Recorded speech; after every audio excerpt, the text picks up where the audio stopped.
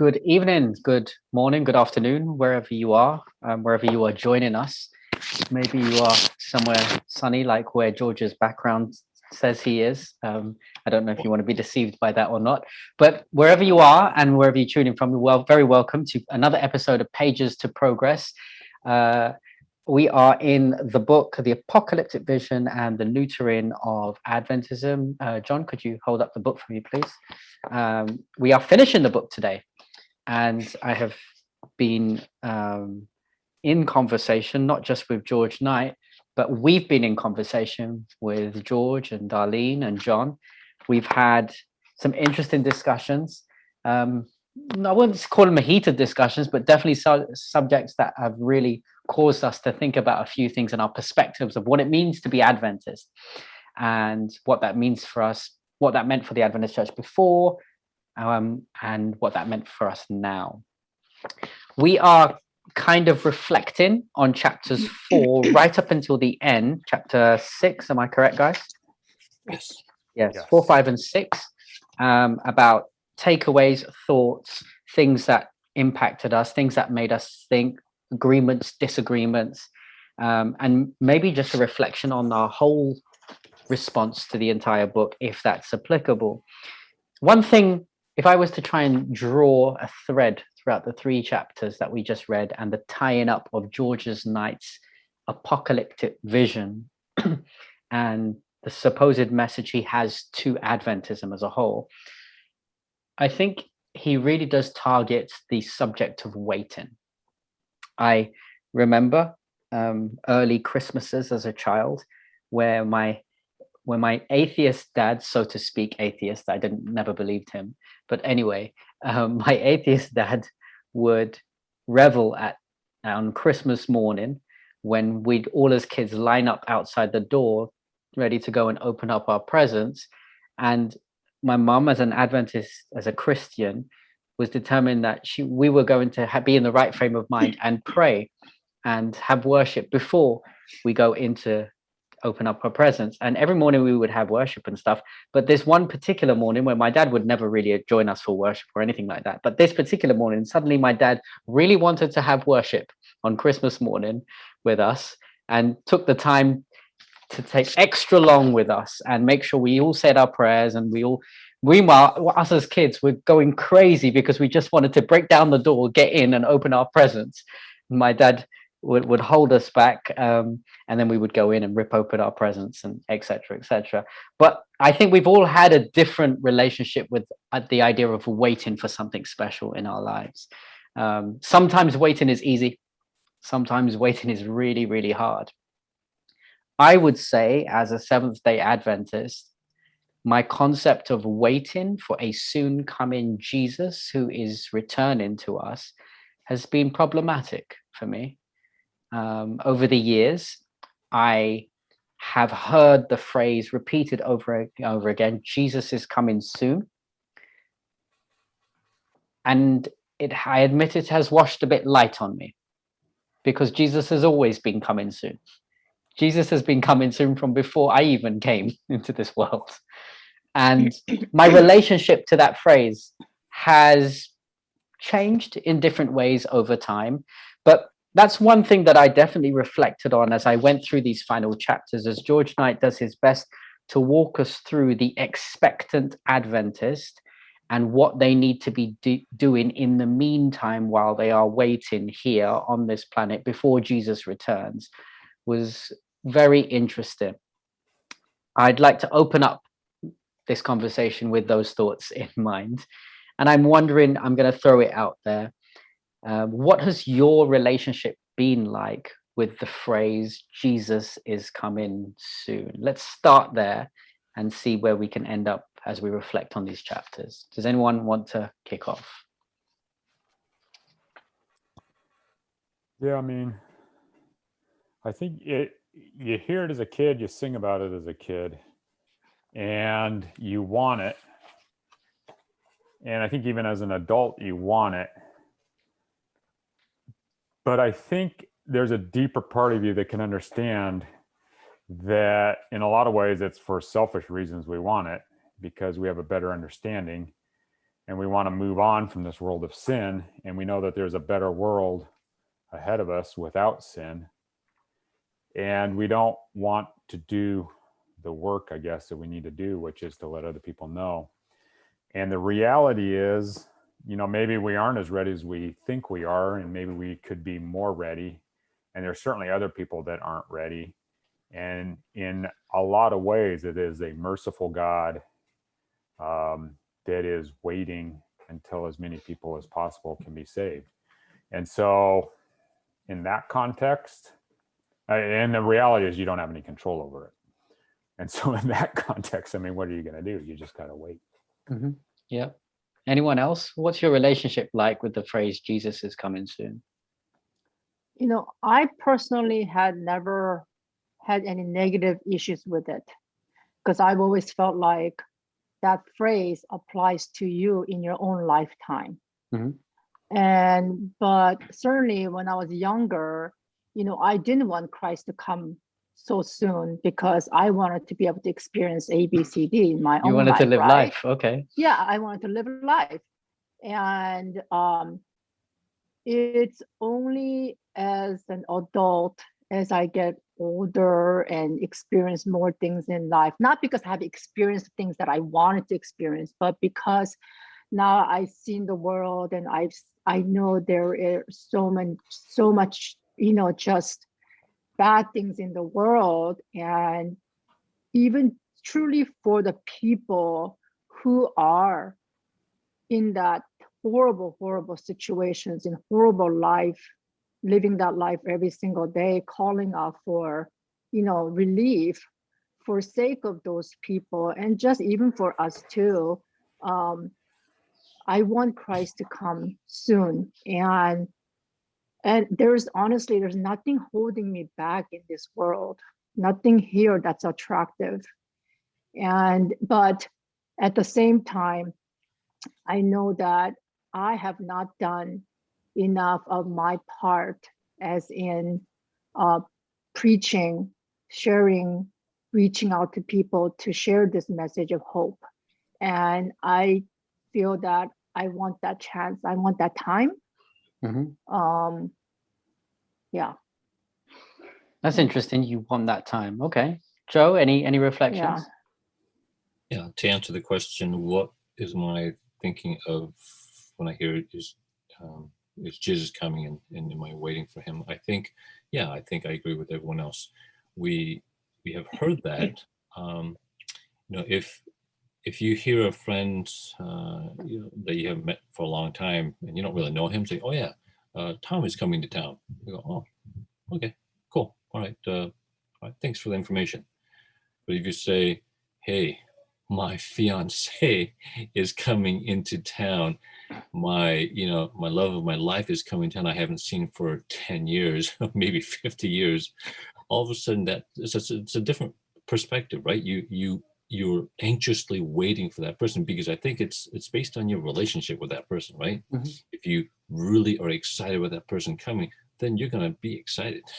your whole life is like, when is he going to come? When am I going to do? How am I going to get ready? What are we going to plan to do? So I think for me, the question really is, what's my relationship with God, right? And Jesus. If it's not that exciting, and really there's nothing really exciting now, then probably his coming is like, But I think my idea is, if you have this love relationship with God, this intimate relationship, then you're going to want that soon, and you want to do what it takes to get ready, because you may miss that opportunity to meet that love of your life. And I think that's kind of the real struggle is, what's my relationship with him now? And I think that's just maybe one aspect of that. I'm sure there's lots of different aspects, but that's kind of how I would answer that question. Well said. I think there are many elements that is tied to our relationship with him. In chapter 4, George Knight reflects, in the early pages of chapter 4, he reflects on Revelation chapter 18, talking about the expediency of Christ's return.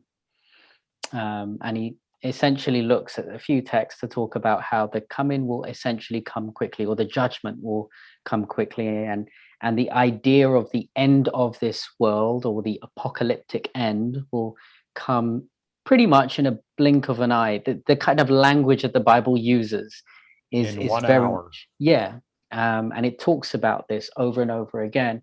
And it makes me almost question, as I try to relate to this, I never have had a 1 hour relationship with the idea of his coming, his return, the end of the apocalyptic time. I admit I've always felt I have a bit more time. But one question popped into my mind. Can humanity increase the expediency of Christ's return? Can what I do, or can what we do, effectively speed up the return of Christ? That was a question that really just pervaded me as I went through this chapter.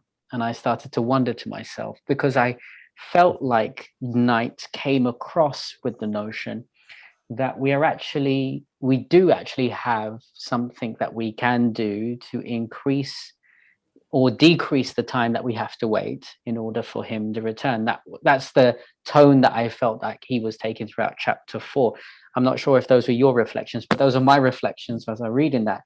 Honestly, I'm still on the fence as to whether we are individuals who can in fact increase or decrease the waiting time that for Jesus to come. What does everyone else think on that? Or maybe you can bring something else out that you caught. Personally, I'm not sure. I don't know the answer to that. Mm. And the reason why I wanted a little more time is just because to be able to be more actively participating in sharing the gospel with other people, so Could I that ask they you, can Dee, also be saved. in reflection to that, what you just said, are you saying that as that is tied to your salvation?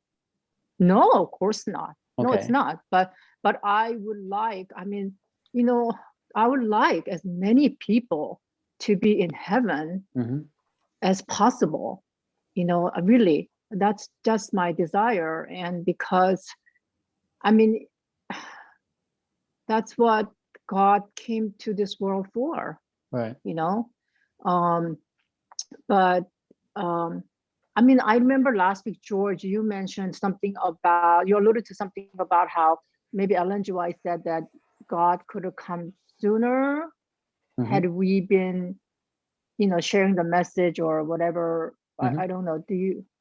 See, that's what I was just thinking. I mean, I've heard the Ellen White quote basically say, if we'd have all done our work and all believed and all done, spread the word to everyone else, Christ would have already come. And I can't cite the book or the page, whatever, George might have it. But I also think I remember reading somewhere where Ellen White said that, things could have happened a lot quicker with Christ coming. And I don't know, I just don't know. In a lot of ways, it seems like God, not in a lot of ways, God's in control. And in a lot of ways, it's fun to kind of speculate and wonder. But I think when it does happen and how it does happen is all going to make sense to us after it happens. And our job I'm not just everything up to that. It's being ready and then being able to glorify God as it happens and after it happens. I'm not just asking the question necessarily because it's interesting, or I'm asking the question also because of the implications of it. Sure. Because I'm wondering to myself, if therefore, first of all, I'm wondering to myself, do we have that much responsibility? What are the implications of having that kind of responsibility?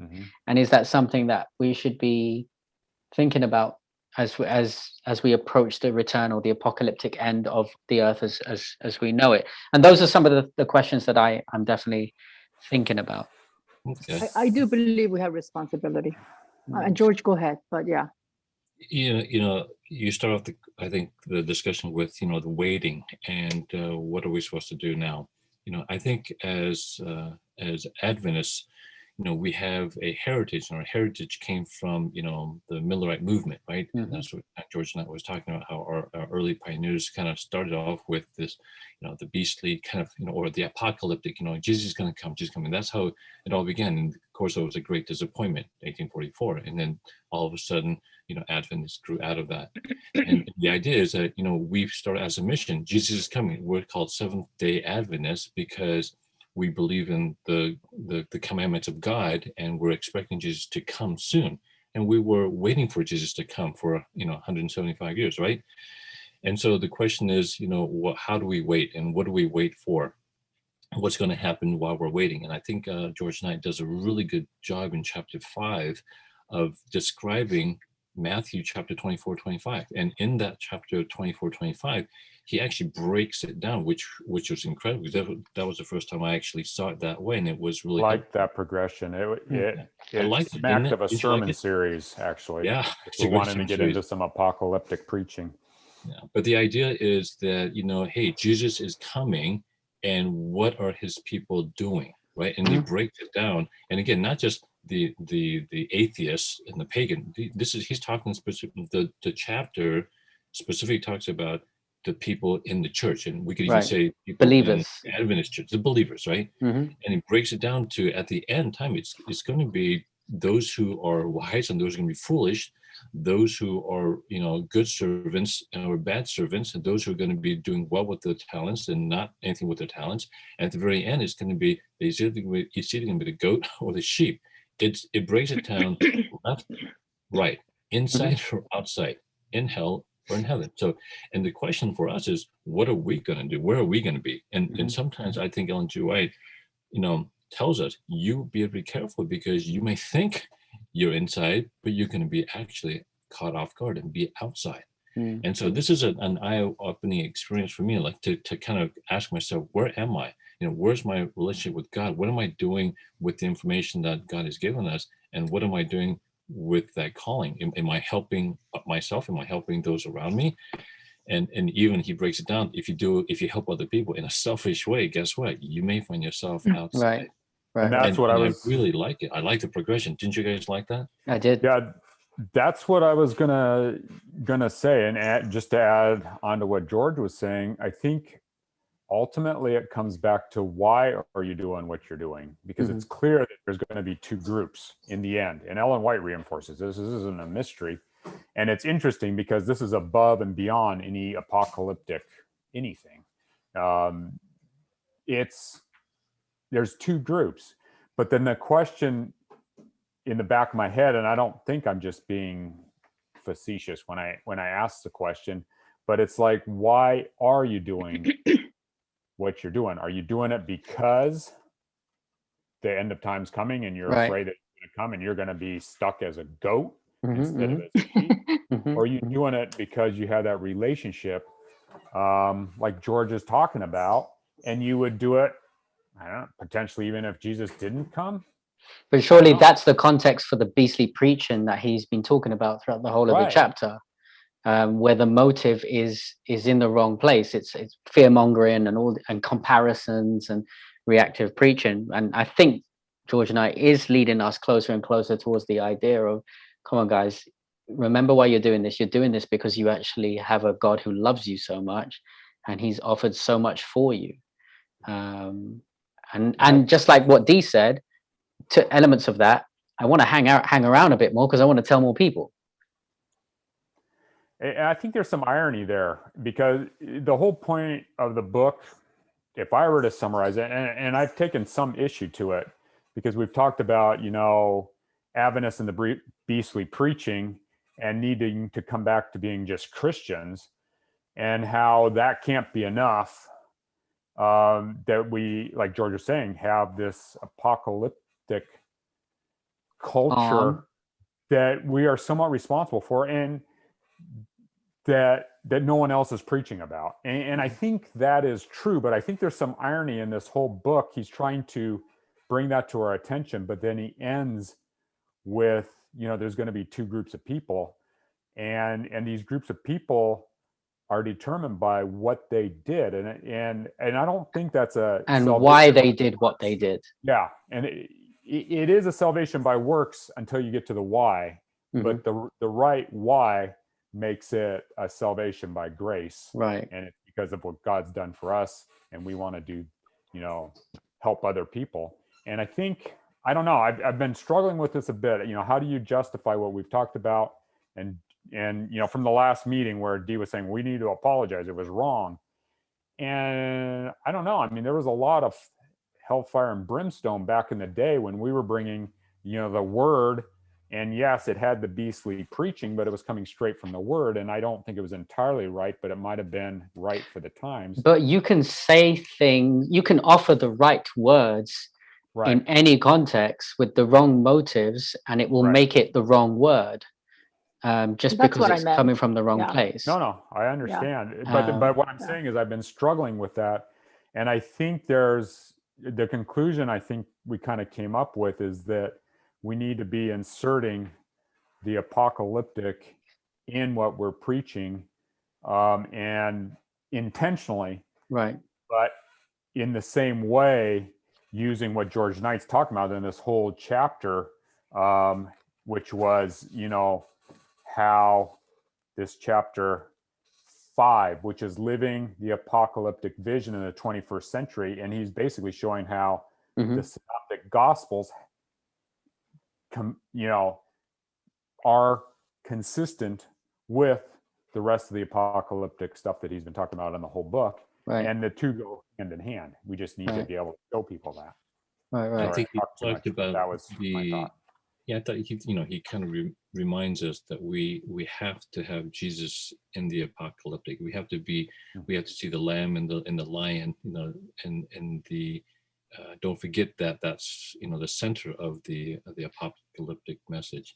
And I really will, like, at this point, kind of interject what I like about chapter 4, and where he talks about, reminds us what his, I think, George Knight's favorite vision or prophecy of Ellen G. White was her very first vision. And that in a nutshell, he says Ellen G. White's first vision was her looking up in the sky and seeing this road, and all the Christians or the early Adventists are walking on that road. The Advent people.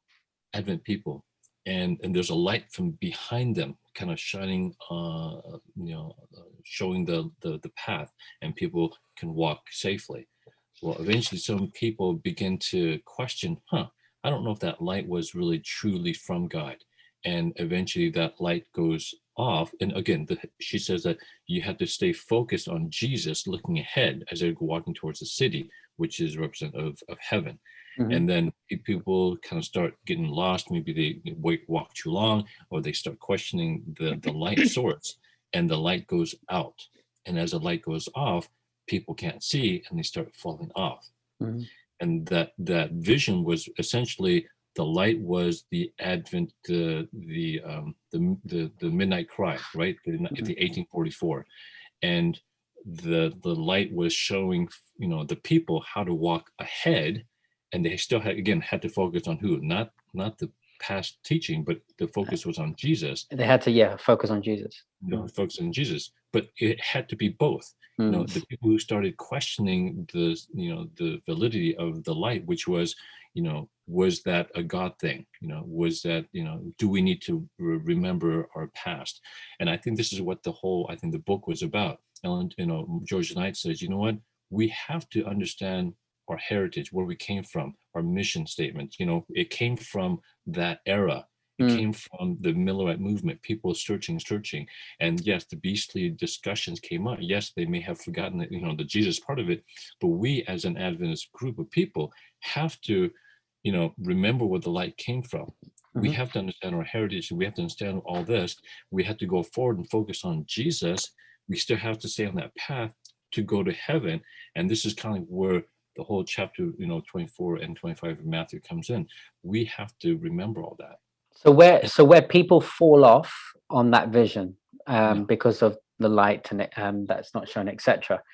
Here is where was really kind of meaningful to me, because in a sense, George Knight follows on for that in chapter 5 and a bit in chapter 6, where he talks about the why they fall off.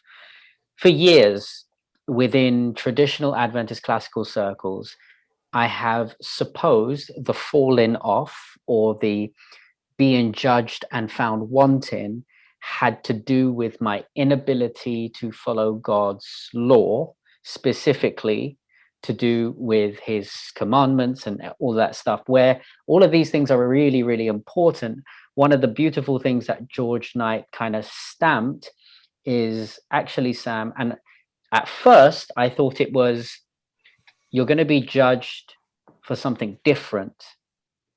But then he clarified, and it hit me hard as I was reminded, no, Sam, you're going to be judged for something even more difficult than the law, which is going to be the action that you take towards life and people around you. I'll quote something on page 96, where he says, he reflects on the end of Matthew chapter 25 and the virgins and stuff. And he says, Jesus sets forth a standard of judgment in unequaled clarity right at the bottom of the page. People are not asked what they believe or whether they have kept the Sabbath, paid tithe, or taken good care of their health. While those things are important, one can practice them rigorously and still be totally lost. The real issue of the judgment is whether individuals have shown tangible love to their neighbors. And it was a ton of bricks that reminded me that the quest or the charge that is put on the Adventist is essentially to communicate God's love to humanity. Now, if I just leave it at that statement, you could say, well, that's the charge to every Christian. Mm-hmm. But I think within that context, when I say express and show love, we have a much wider perspective of what that expression looks like, because we are essentially leading people to a God who brings an apocalyptic end to sin and an entry point for what this union with the God of love can now bring in the storyline. That was my reflections of what of God asking, so what, this is what I need you to do, Sam, while you're waiting. And that's how I responded to that. No, it's interesting in listening to George talk and then Sam talk. There's some pretty significant parallels to Judaism and their view of God and the law, and completely missing the Messiah coming because they got so focused. And I mean, they had a great disappointment with Jesus coming for some, Jesus dying for others, and they kind of had to reshuffle things and look back to their heritage. And then all of a sudden, a new light, it enhanced their heritage and allowed them to move forward. And in a lot of ways, that's what Adventists had to do with the Great Disappointment. The midnight call, we had to look back and reshuffle things. And some people moved ahead and some people didn't. It's just interesting that there's some parallels there. Okay. I was admittedly uncomfortable with chapter 6. What part of it? There were some areas, you see, here's what I think he's trying to say. I think he's trying to say that there is a balanced approach to understanding apocalyptic in light of various other things that we have to do. Now, and I'm going to name one that he mentions and calls out: social justice.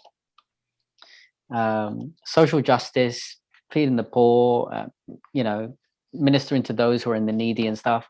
I feel like there are many times he tries to qualify his downplaying of the necessity of attending to social justice and attending to people who are those in need by qualifying himself every now and again, saying, oh yeah, but this is important. We know it's important. It is important. I'm not saying it's not important, but I feel like he's almost trying to say, but the thing that is that needs to completely be our total focus is not anything to do with social justice, but rather with the propositional truth of what is there to be preached and taught. Maybe I'm giving an unfair summary of my reaction to chapter 6.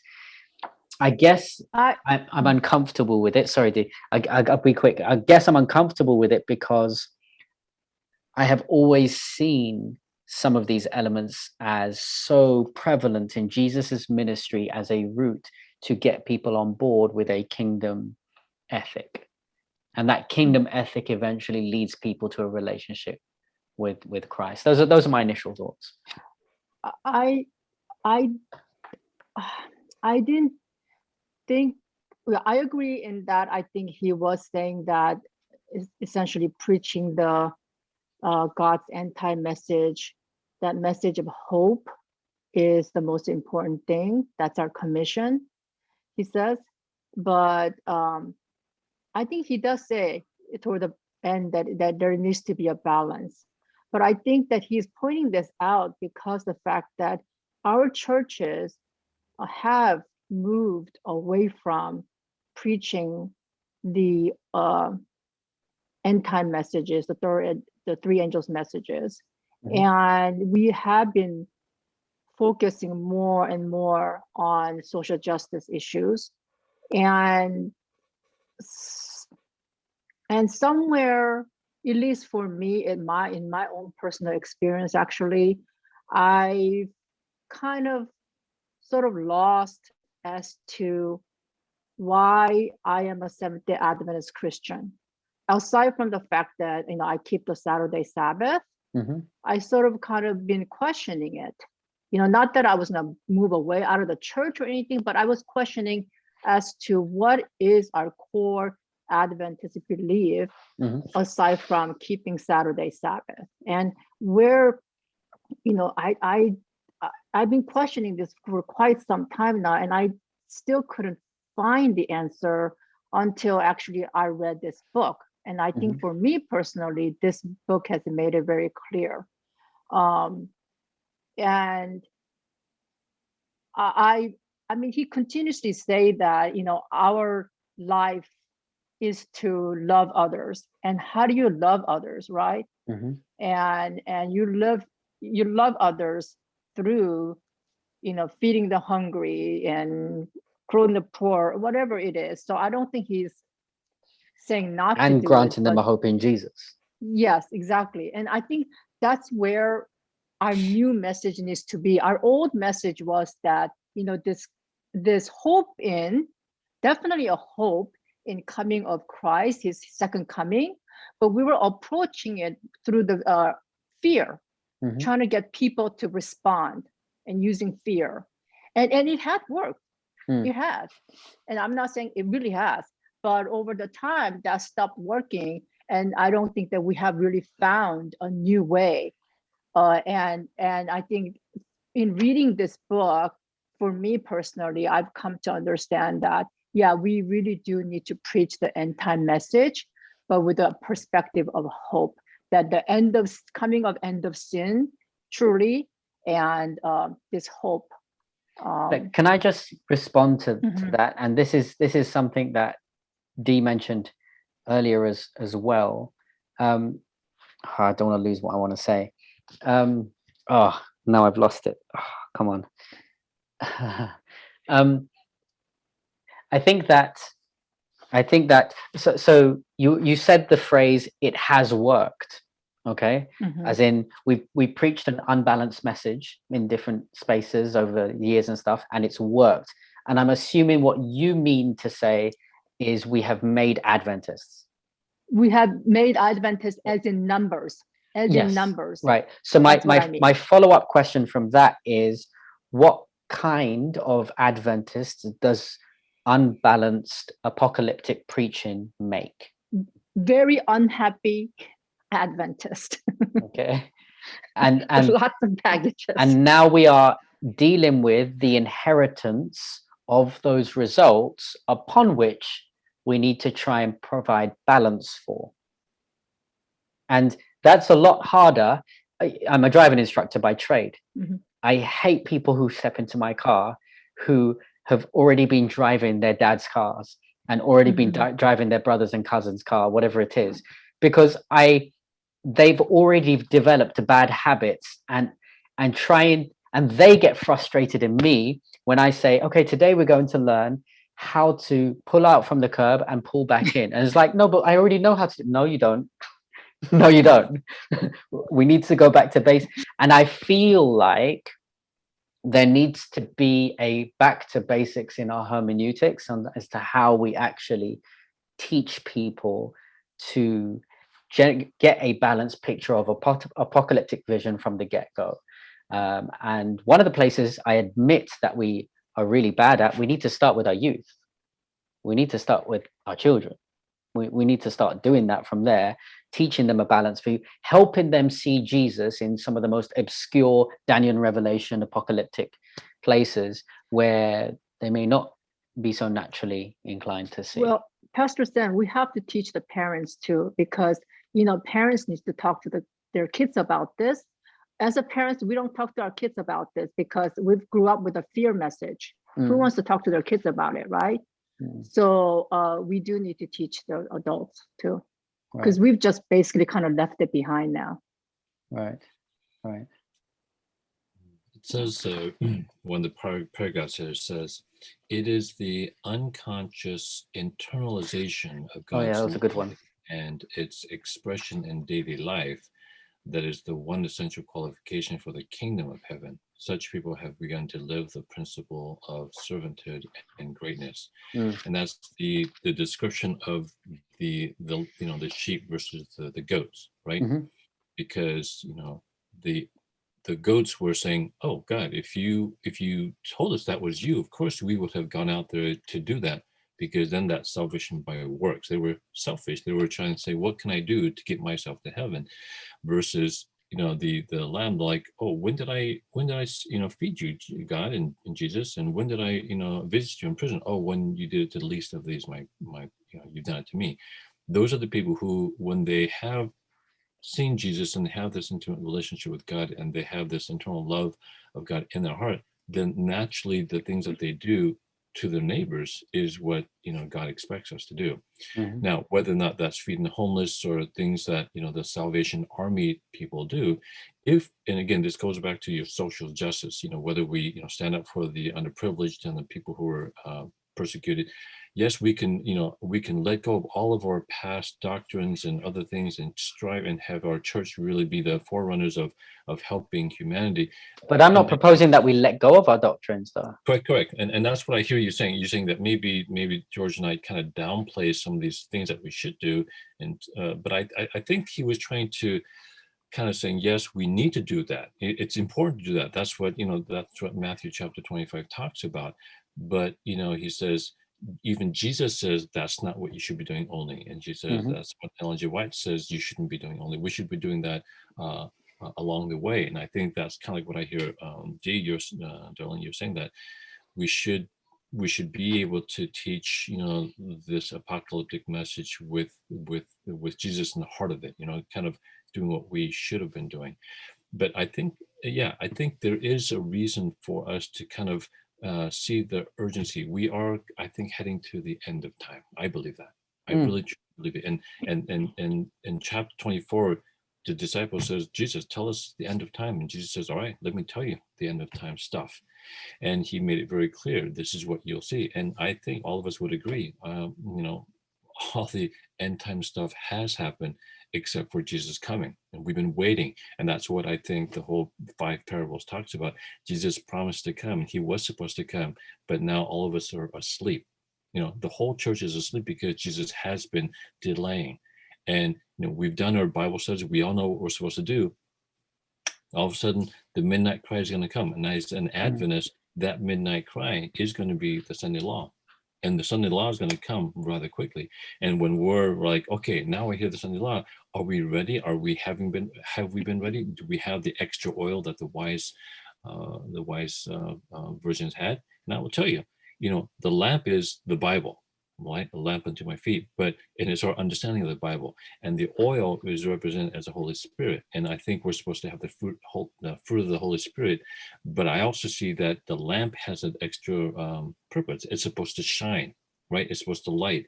And I believe that at the end time, if we're ready, and if we understand our heritage, and if we understand our doctrines, and the people are ready, then that, to me, that's when the latter rain happens. The Holy Spirit's going to come down and fill those extra people, and we will be vessels to light the way for lots of other people. And I will tell you, the second parable, which is, in that chapter 25, actually it's the fourth parable. The servants with the talents. Talents, to me, is what's your understanding of the gospel message, and what do you do with it? You don't want to stick it in the ground. You share it, you invest it, and you bring harvest people into the kingdom. So there's a purpose, I think, for us. We have to understand what our purpose is to understand ourselves and to share the message, and bring more people in. And in the process, the side thing is, an unconscious thing is helping people, your neighbors. That's you don't think about that. That's a part of what you do when you have love in your heart, right? God's love. But we have a special purpose that we have to be very conscious of, which is understand our past, understand our future, and then share the gospel message, the apocalyptic message. That's, to me, is important. And I think what we have to teach is what, the early Adventists taught, and we just have to teach it in the right way. This book has been a really interesting rediscovery of where we place ourselves on the Adventist scale, so to speak. One thing that I will agree with George Knight right at the end is there is need of a neo-apocalyptic message to be preached, and the only reason why it's become neo is because we've unfortunately become have been preaching a somewhat unbalanced message in very different ways. I think one thing that George, you highlighted, the other George Knights highlighted, was the unconscious, what is it? The unconscious response. Internalization. Say that again, please. It's the unconscious internalization. That's the one. That's the one. 98. Yeah, thank you. And I think that was incredibly powerful to be reminded of, that the practical expression of God is a result of a heart that has been changed, and has, as a result of it is not, I must do this to please God so that my heart can be changed. It's completely the other way around. It is the intimate connection with Christ that enables someone to be changed in their whole life, not in part of their life. So they become a social justice warrior alone, or they become a deep scholar who knows every single one of the prophecies, but rather someone who has a full interaction with a God that really has implications for their entire life. I love the story of the parable of the talents and how he broke it down, and he made it very clear. The one thing that the people were, that the guy who buried his talent was scrutinized for, was not that he couldn't invest in the same amount as others, but was that there was no effort whatsoever with the gift that what he was given. And I think different people have different expectations in reference to what God has placed into their lives. But one thing remains true: we're all expected to play our part as we wait patiently for his return. The readiness of what it means for an individual could mean different things for different people. But one thing is for sure: everyone has their part to play in the contribution of the establishment of God's kingdom, so that lives can be transformed, so that people can get to know who Jesus really is for themselves. Those are my walk-away thoughts as I read and reflect on this book. Does anyone want to add to that? What are your thoughts? It's interesting that, when you mentioned about the talents, George Knight says, the reward that the other two, who, the one of the 5 and 3, 5 and 2, the reward that they got was not some extra bonus and pension. It actually was more responsibility. Yes. The responsibility, because they did such a great job in in teaching and reaching people is that God gives you more opportunities to share it and to reach out to more, because you finally got it. You understood the heart of the owner, the landlord. And that's the thing that the one with the one talent didn't understand. He goes, I knew you were a hard master. Yeah. The other two, they understood what God really wanted. He was in the business of saving souls, reaching out to people, and if you understand, that's what God is all about. He wants to not, exact people and scrutinize people and judge people. He wants to open his wedding party to everybody. And if you understand that kind of God, then that means you understand what he wants, and you are partnershiping with God to reach the masses. And that's what I think that our job should be. And of course, George Knight teaches us and expects us, or reminds us, to do it in a proper way. And I think it's just a reminder for us that, hey, we have a role to work with God. And but first is to have that walk with God ourselves, and understand the heart of God. And that was key for me. Dee, any final thoughts you want to add? I've always kind of wondered why we need to, preach the three angels message. I questioned that, but after reading this book, it is something that I believe that we need to preach. Jesus is our only hope, and what we have is a message of hope. And I think that that's what we want to share with the people, this message of hope. And we have God who loves us so much that he wants to take us home. And that's what I'd like to share with people. I after reading the book, several years ago, I've been really impressed in my heart that I need to share this gospel. But I've been wondering to myself, what do I share? I mean, aside from God's love, but what do I share as a Seventh-day Adventist? What message that do I need to share? But I think the book made it very clear to me that I need to share this message of hope, this end time message of hope. Amen. John, any thoughts? Yeah, I mean, I like the idea. A little effort goes a long way. And I think a little effort on our part is what needs to happen before God can start working through us. I would say, we talked about the apocalyptic preaching and how scary it is and how wrong it was. And a lot of Ellen White's visions were a little bit scary. And the one he uses in some ways is, there's this light and then there's not. But I think the thing that gave me a lot of hope was right in the middle of his quote of this Ellen White vision. It basically said, if they kept their eyes fixed on Jesus, who was just before them, leading them to the city, they were safe. And there's a lot of different directions you can go. You can make your whole mission, the apocalyptic preaching. And in some ways, George Knight's done that. And he certainly looked at history and teaching. And there's some people clear on the other extreme that, are into social justice and, politically motivated or personally motivated. I think all safe roads converge with keeping your eyes fixed on Jesus, and he'll work through you no matter where you are and lead you to him, which is ultimately what this all, first and foremost, this all ends. And it ends with him coming and taking us home where we can continue to serve him. And that's what makes us important.